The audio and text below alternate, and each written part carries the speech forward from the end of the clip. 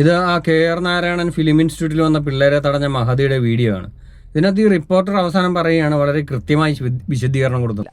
എന്തായാലും കൃത്യമായൊരു വിശദീകരണമാണ് സ്റ്റുഡൻറ് കൗൺസിലിൻ്റെ ഭാഗമായിട്ടുള്ള ചെയർപേഴ്സൺ ജോഷ്ന ഇപ്പോൾ വിശദീകരിച്ചിരിക്കുന്നത്.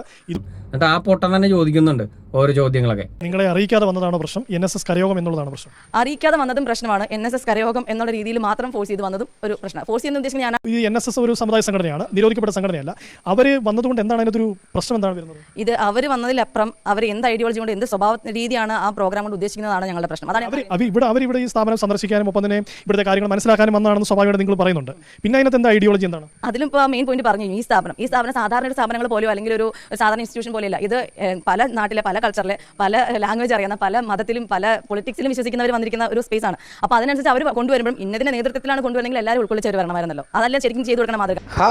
ഇവളെന്ത് തേങ്ങാക്കൊലയാണ് ഈ പറയുന്നത്? അവര് ആ NSS കൊടുത്ത ഭൂമി അവരുടെ കൂട്ടായ്മയെയും കൊണ്ട് അവിടെ വരുമ്പോൾ നാട്ടുകാരെ മുഴുവൻ വിളിച്ചുകൊണ്ട് വരാൻ പറ്റുമോ? ഇവിടെ എന്താണ് മന്ദബുദ്ധിയാണോ? എന്നിട്ട് ഈ പൊട്ടൻ തന്നെ പറയാണ് കൃത്യമായി വിശദീകരിച്ചു എന്ന്. നിനക്ക് സാമാന്യ ബോധമില്ലടാ പോയി. ഇവളെന്തോന്ന് വിശദീകരണമാണ് കൊടുത്തത്? ഇവിടെയൊക്കെ ആരാണ് ഇതിനൊക്കെ ഏൽപ്പിച്ചിരിക്കുന്നത്? അതാണ് എനിക്ക് മനസ്സിലാവാത്തത്. ഈ പുതിയ വരുന്ന മന്ത്രിസഭയോട് പറയാനുള്ളത്, ക്യാമ്പസിലാവട്ടെ ഇങ്ങനെയുള്ള സ്ഥലങ്ങളിലാവട്ടെ ഇങ്ങനെ അവിടെ ഭരിക്കുന്ന ഇതുപോലുള്ള കൃമികീടങ്ങളെ അവിടെ നിന്ന് തുരത്തുക, അത്രേ പറയാനുള്ളൂ. ഇവറ്റകളൊക്കെയാണ് ഇവള് തന്നെ, ഈ മഹദി തന്നെ പറയുന്നുണ്ട് ഇവിടെ സകല ജാതി മതസ്ഥരുണ്ട്, സകല രാഷ്ട്രീയത്തിൽപ്പെട്ടവരുണ്ട്. ഇവിടെ ഈ സകല ജാതി മതത്തിൽപ്പെട്ട മനുഷ്യർ തന്നെയാണ് ഇവിടെയൊക്കെ ജീവിക്കുന്നത്. അവരവിടെ വന്നത് അവരുടെ ഐഡിയോളജി ഉണ്ടാക്കാനാണ് പറഞ്ഞത്. എന്ത് ഐഡിയോളജിയാണ് അവരവിടെ കൊണ്ടുവന്ന് ഉണ്ടാക്കിയത്? ആ ഒരു പ്രൊഫസർ അവിടെ നിന്ന് ക്ലാസ് എടുക്കുന്നതിലേ ഉള്ള ആ കുട്ടികൾക്ക്. ഇതൊക്കെ എന്തോന്ന് ജന്മങ്ങളാണ്. നിനക്കൊക്കെ എതിരെ നിന്ന് കഴിഞ്ഞാൽ കയ്യും കുണക്കും കാലും കുണക്കും വേണ്ടി വന്ന തലയും കുണക്കും പറഞ്ഞ് തെരുവിലൂടെ തേരാപ്പാര നടക്കുന്നത് കണ്ടിട്ടുണ്ടല്ലോ. അതിനേക്കാളും തൊലിഞ്ഞ ഐഡിയോളജി വേറെ ആർക്കാണ് ഇവിടെ ഉള്ളത്? സിദ്ധാർത്ഥൻ എന്ന പയ്യനെ തല്ലിക്കുന്നത് ആരാണ്? എന്നിട്ട് ആ ചെറുക്കനെ വെള്ളം പോലും കൊടുക്കാതെ മാസങ്ങളുള്ളിട്ട് പീഡിപ്പിച്ച് തല്ലിക്കൊന്നപ്പോഴൊന്നും ഇവറ്റകളെ പോലുള്ള ഒരെണ്ണത്തിൻ്റെയും രോഷം ഉണ്ടായിരുന്നില്ല ഇവിടെ.